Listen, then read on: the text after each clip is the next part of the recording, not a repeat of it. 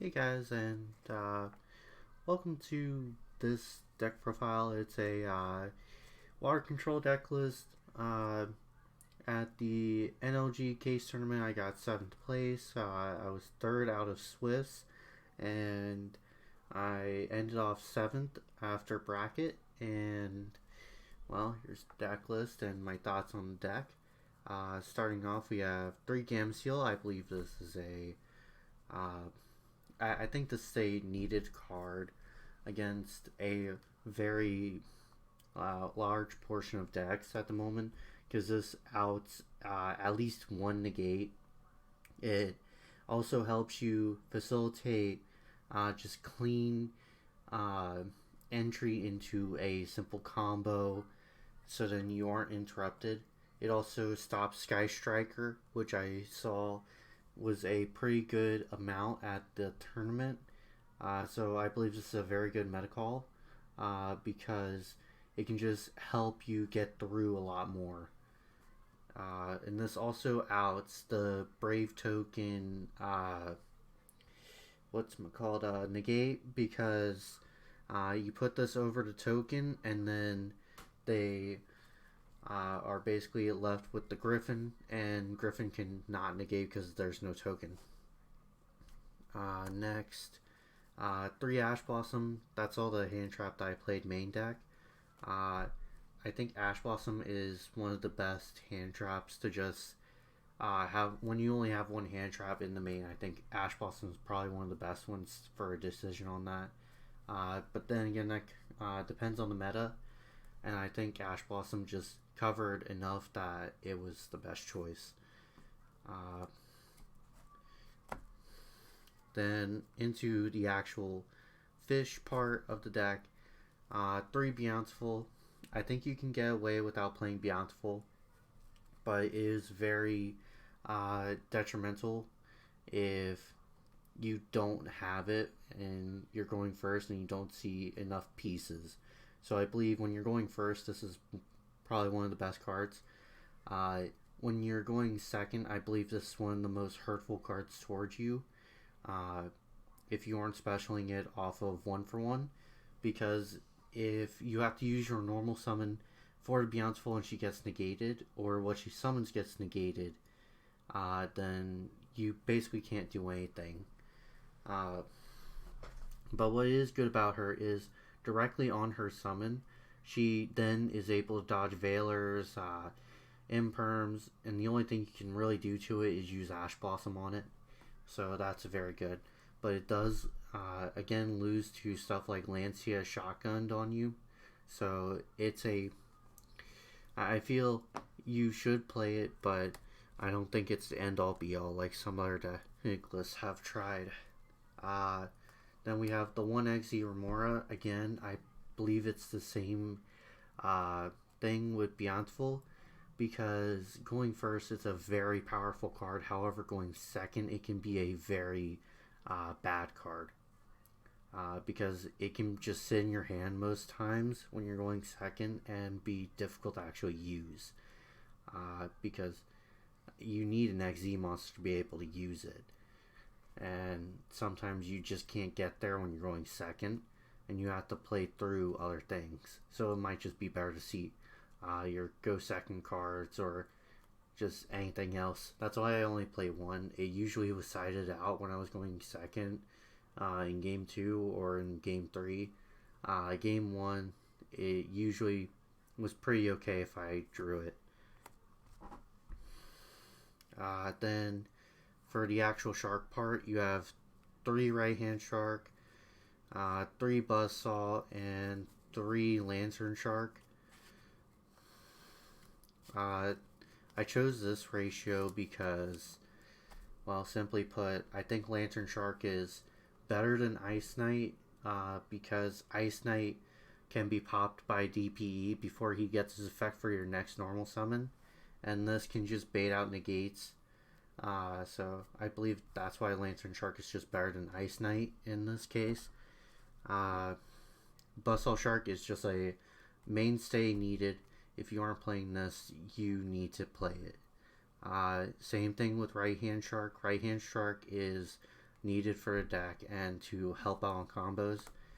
Buzzsaw gets you right hand from deck, and then right hand with him allows you to make a very powerful board with just one XE monster. Next, for the ones that would continue you, so your extenders, I played 3 Silent Angler and 3 Silent Sea Nettle. They both have locking effects. Of Angler locks you from being able to special from hand, and Nettle stops you from being able to special anything other than water.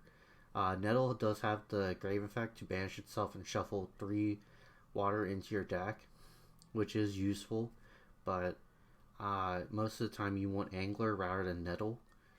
So usually when I'm going into the next game, I usually side out like 1 Nettle.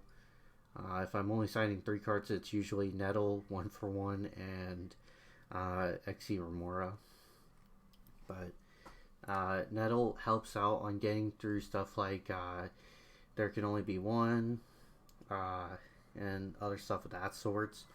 But I believe it just helps out enough that it is a pretty good stay, and it helps you on getting to your just 1 XE to keep going. Onto the spells. I'm going to start off with the 1-0s because they're pretty easy to explain. Call by the Grave, just stop anything that would stop you from getting to your 1 card. Instant Fusion. I only played Instant Fusion because I don't think Ready Fusion is needed. I think it's just too much, and it eventually just becomes redundant, because if you get Scythe, you can't use the Ready Fusion anyways, and it's just a dead card. And I'd rather play stuff to stop the Scythe rather than play more things to get to my combo. And then finally, 1 for 1. If you're playing Bountiful, you need to play this. Just plain and simple.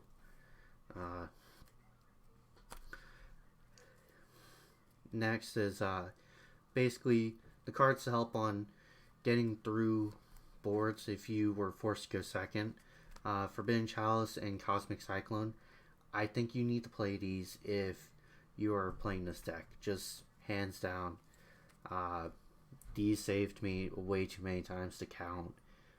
Forbidden Chalice, I believe, is better than Impermanence at the moment, because it just, you can play it and your opponent isn't really able to stop that by just having you put a card on board. That's why I believe this is better. Cosmic Cyclone is basically, it helps play against Eldritch, against Striker, against anything that plays Scythe.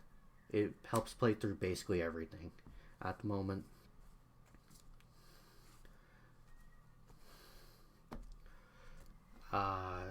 And then last 3 spells is White Mirror. White Mirror is a broken card. If you aren't playing it, you need to play it. There is much that I can say. So basically, White Mirror, it allows you to special a fish from grave and then search the same name fish. So if you do a overlay using Silent Angler and you didn't special it from hand that turn, and you put the Angler into grave, you can special the Angler back from grave and then search another one and special it from hand to make another XE. It's a very powerful combo, but doesn't really require much. And finally, just the 3 traps I played in main deck. Goes in match. Very unfair card. If you get it up with Stealth Kraken, it basically locks your opponent out of the duel if they are not playing any water monsters. That is all the cards in the main deck. It's 40 card main, very streamlined. Onto the side deck. Starting off with the main card, number 4, Stealth Kraken. This is what you make most of the time. Very straightforward. Make everything water. He's able to pop during your player's turn to burn, and does not detach, and also floats. It's a very straightforward card. Very good card all around, and something to just sit on most of the time. My first few rounds, I didn't need to make him because I was able to use number 59 Crooked Cook. If you're going first and you have no clue what you're playing against at all, this with a right hand shark under it is probably your best go-to. And most of the time when I saw a meta deck and they were playing their combo, and I would just tell them, hey, you already put yourself at a disadvantage. You have less cards in your deck than I do. You have no way, if you have no way to out this Crooked Cook now, I'm just going to deck you out at this point. And that's what I did for a couple of the rounds. It's how you beat the meta most of the time.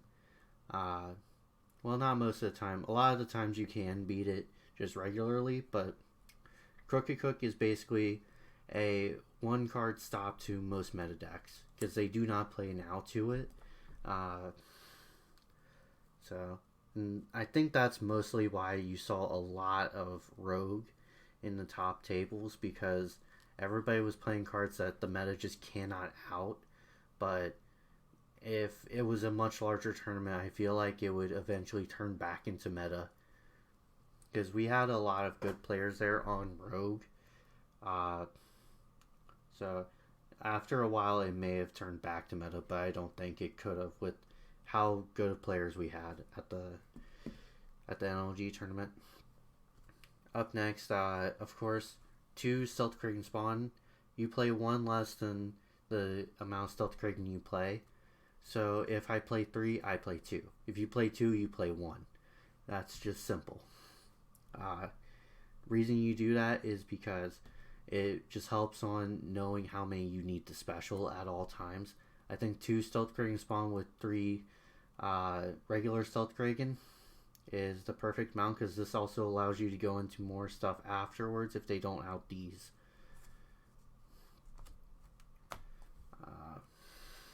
Next is 2 Bahamut Shark and 2 Totally Awesome. You play 2 Bahamut Shark and 2 Toad for the White Mirror combo, which I will show after this. It's very simple combo, and it helps out a lot. I don't do it often because I feel like just making 1 XZ sometimes is just better. Or just making 2 different ones is better, but if you feel like a 3 negate combo is better than anything else at the moment, it usually helps. And then F-Zero and F-Zero Utopic Draco. You play these for the Stealth Kraken spawns and the Bahamut Sharks. It's just an extra negate on top of everything. This is probably the most expensive card in the deck, and it's probably like easiest thing to do. You don't do it often, but when you do, the opponent usually scoops. Then more one-ofs. Abyss Dweller. If you're playing a water deck that makes Ring Force, just play Abyss Dweller. Give everything 500. And it's just an all-around good card. I use it a lot of times, not for the effect of stopping the graveyard, but more so for the effect to gain attack. Rare Fish for the instant fusion.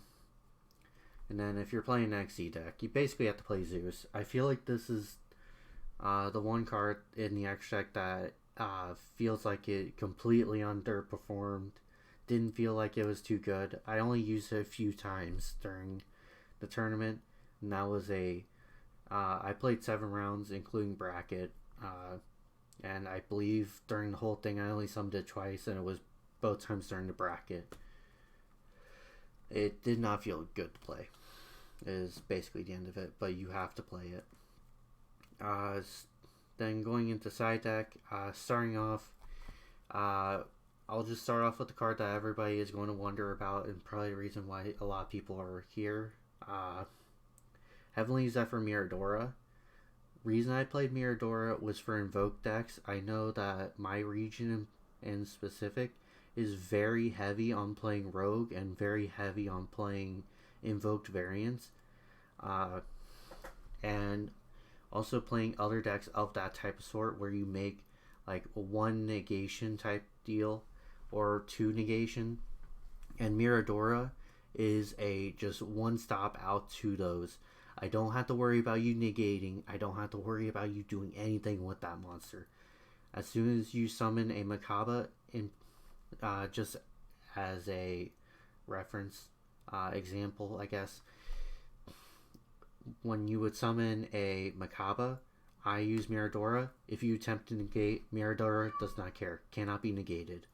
You summon the Miradora, Macabre can no longer negate. Just simple. And helps out a lot against Sword Soul as well. You summon, stop Chichao. If Chichao tries to use his effect to negate him, they just wasted a resource. Plain and simple, it also stops Baron. Makes it where Baron can't do the thing where you put him back into the extra deck and summon stuff. It just all around helps stop. I personally like doing this on Baron rather than Chichao. Because I would rather put a Kaiju over Chichao because of Blackout, but that's basically why I played this. Do not cite this in against PK. PK does not get affected by this.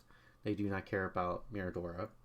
I didn't have too many times I felt I needed to put this in, but I feel like against more roguish decks, especially Invoked, it is a very good card and it is heavily slept on. Next, Nibiru.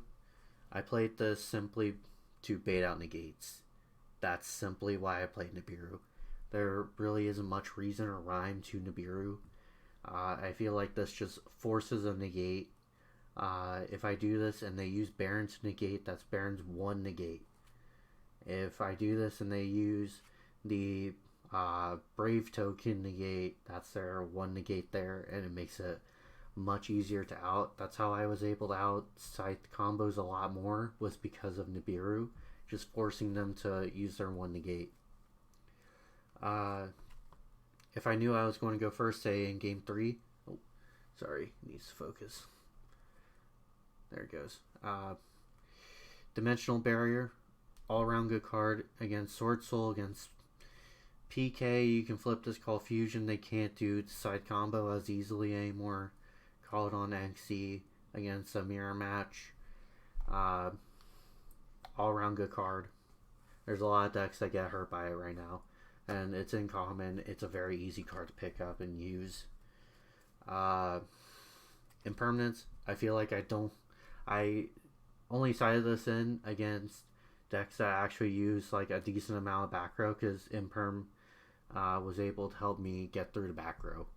That's simply why I played it. I think I only sided it in against Sky Striker and maybe a few other times, but I feel like I don't really need the Imperm most of the time. I feel like I have enough outs already. And then the coup de grace. It's essentially, if I feel like I need massive board negation, if I seriously need to bust through a board as easily as possible, this is the card to do it. I won't be able to do damage, but that does not matter to me. If I am able to completely turn off your board for a turn, I can usually bring it back into my favor. If I can't do that, I was not winning the duel in the first place. And that's the deck. I'll show a quick combo, a few of them, maybe. I think Buzzsaw Shark and White Mirror are probably the ones that everybody should know when they're playing deck. Everything else is pretty straightforward, but normal summon Buzzsaw effect, if it goes through, then you're usually fine on doing this part of the play. You summon the Angler, overlay Angler and Buzzsaw, make Bahamut Shark, use effect of Bahamut Shark, detach the Angler, and summon a Toad from your extra deck. Then you use White Mirror, Special Pack Angler, and search a angler. Since you did not use Angler's effect to special summon itself from hand, you're not actually locked yet. So you do that now. Now you're locked into special summoning only from hand. Overlay the 2 anglers into a second Bahamut Shark. Use second Bahamut Shark effect. Special summon a second Toad from your X deck. And then use the 2 Bahamut Sharks as overlay for a Utopic F-Zero. And then use Utopic F-Zero for a overlay of Draco Future.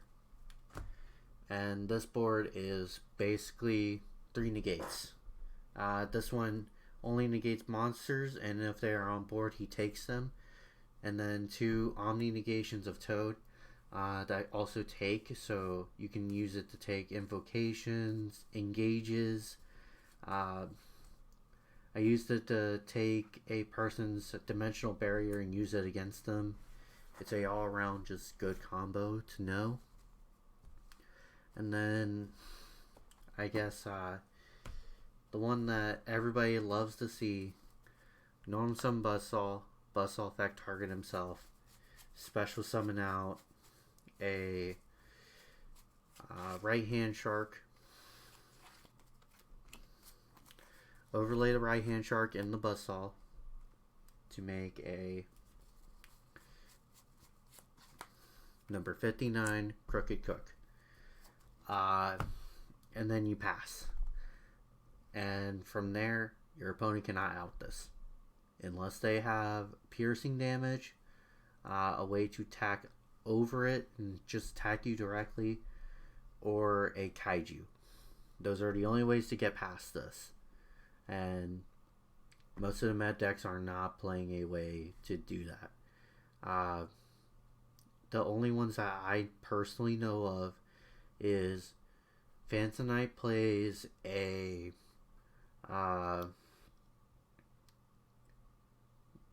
Downer Magician. They play that. And Virtual plays Gaia Charger. And then you have Sky Striker, who is able to use their Hayate to attack past. Those are the 3 decks that I know of that have easy outs to this. And of course, the deck that I lost to in Swiss, the only one that was able to beat me was Dinosaur. And the reason for that is because Dinosaur is a complete counter to me. If I am only able to do a Crooked Cook play, they will respond to that by doing a Conductor Tyranno that will deal piercing damage of 10,000. And I will not be able to do anything in response to that. Because, of course, I only have the Crooked Cook. So, unless I have Ash Blossom at ready, it's going to just be very bad. But yeah, that is simply the whole thing of the deck.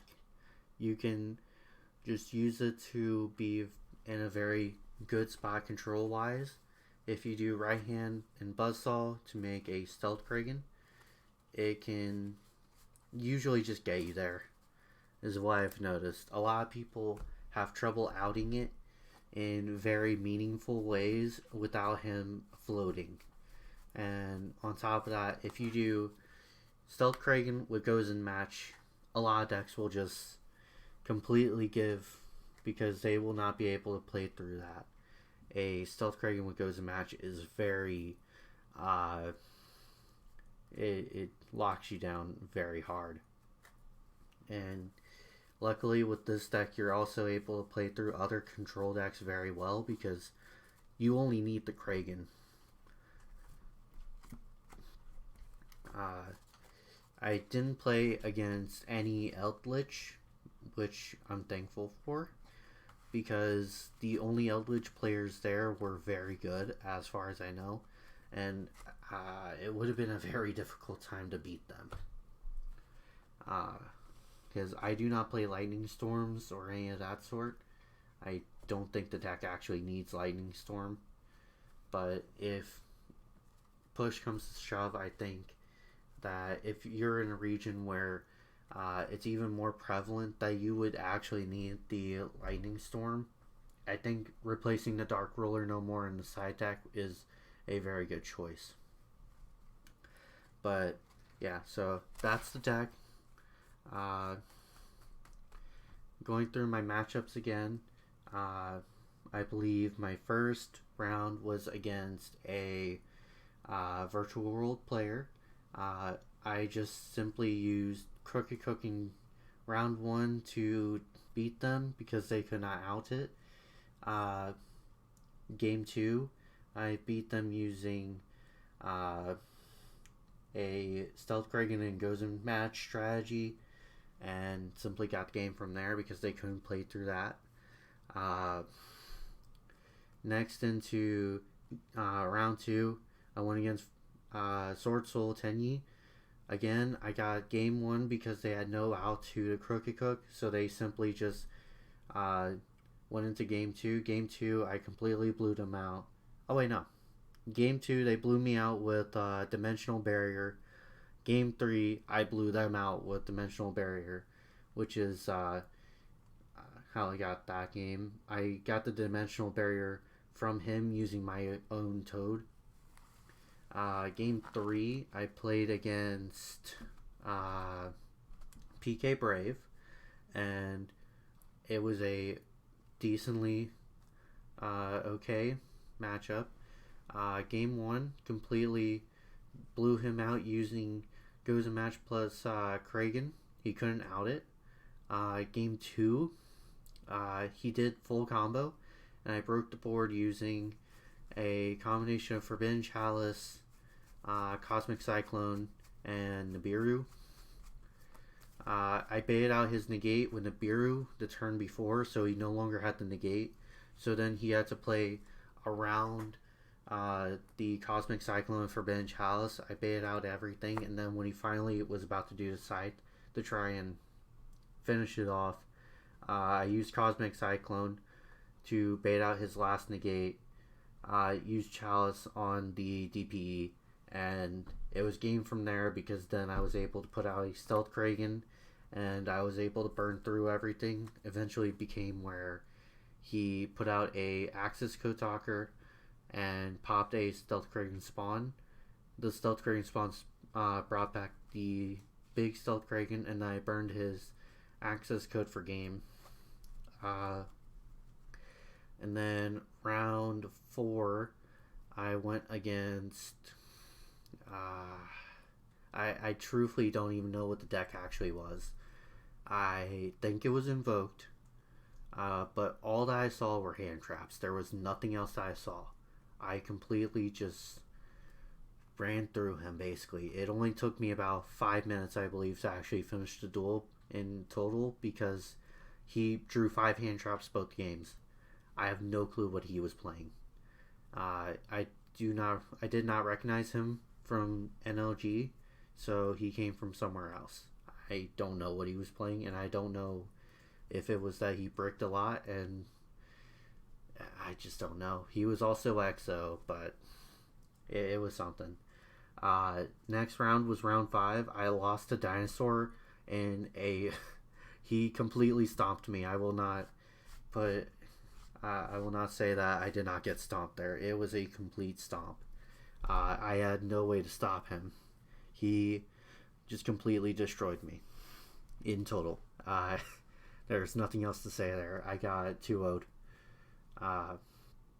And then last round of the Swiss, I went against Sky Striker. There was multiple Sky Striker players. So this wasn't the person that I originally thought it may be, but and no, it was not Brian Dong who got first place. It was somebody else. They did not make it into top 8. I won game 1, and in game 2, they flipped. There can only be one on me. I responded by flipping goes and match on them, and then I completely played through both of them because I play both Aqua and Fish, and she couldn't do anything. My extra deck also incorporates Sea Serpent, so there wasn't much that she could do. And after I put a Gamma Seal on her board, it basically was completely over because she could no longer also use her Sky Striker spells, traps, not traps. I don't know why I said trap.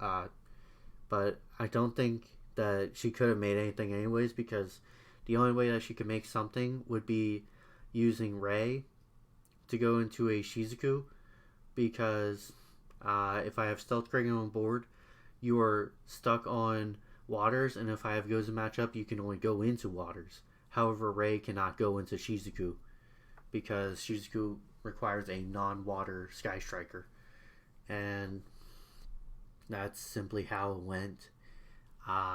Then in bracket, I went against the Machina. It was a very close one. Game one, I did not read Ruin Force. I will completely admit I got just stomped in game one because I did not read cards. I was completely out of it on that one. Then I focused up in game two, got game two in a very good fashion, had control over the board for a very long time, and then we went into game three, and we went into time during the bracket, and he got it just barely.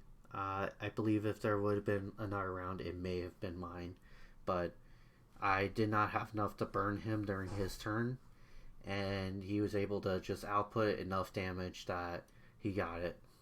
So that's basically how it all went. I believe this is a very good meta call if your region calls for it, because it works well into the meta. If you play control enough, you know how to play through stuff like Scythe. You know how to play through all that type of shenanigans, and you can just get there most of the time.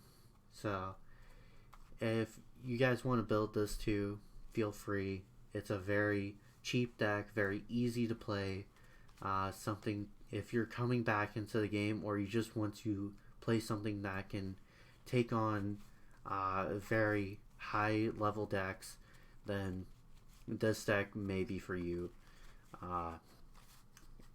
And with that, I believe that's everything. So, goodbye.